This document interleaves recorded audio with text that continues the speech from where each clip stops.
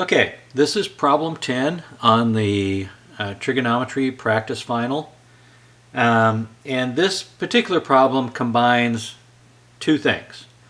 One, that thing we did a bunch of in class, before the break, where we were given some information, maybe some of the trig data about a particular angle, and we had to figure out which quadrant it was in and kind of draw it out, and then we could find the other trig values. So it combines that along with the double angle identity. So it combines some identity with some of that other stuff. This one is not too bad.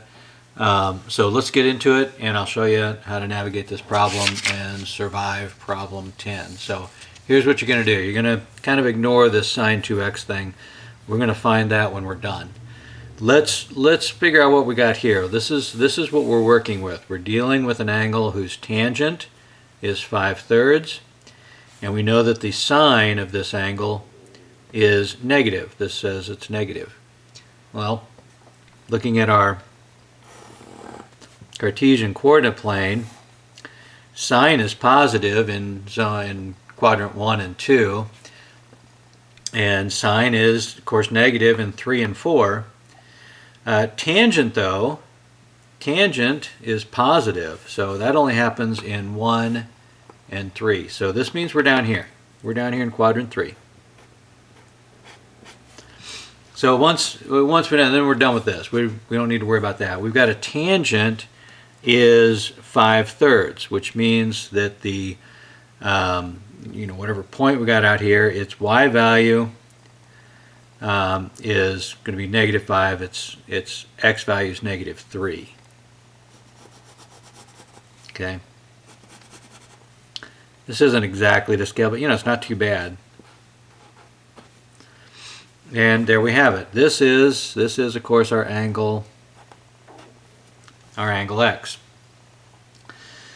And again, we don't have to calculate what it is. That's not what it's asking for. It wants to know what the sine of 2x's is, but let's see what we can find out. To find the sine of a double angle, we need to know the sine and the cosine of the original angle. And that's because sine of 2x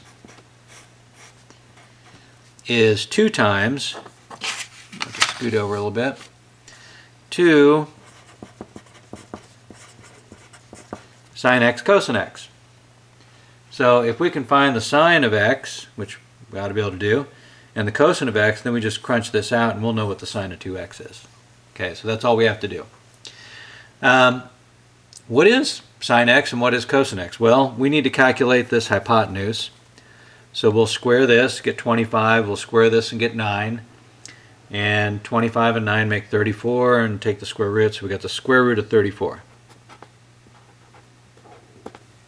Okay? So now let's do this calculation. We've got 2 times the sine of x. Well, the sine of x is -5 over the square root of 34. Okay, so that's sine of x there, 2 there. And then finally, cosine of x is -3 over the square root of 34.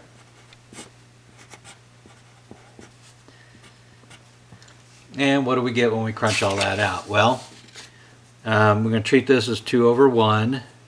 2 times -5 times -3 is positive 30. Okay.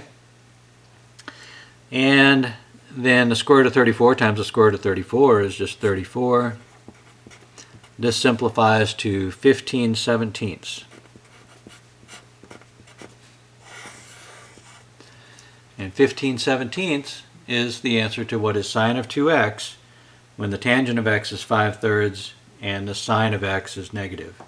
And that's all we had to do to crank that out. I think really the key here is remembering this identity. The other part, kind of mapping this stuff out on the Cartesian coordinate plane and figuring out your trig values.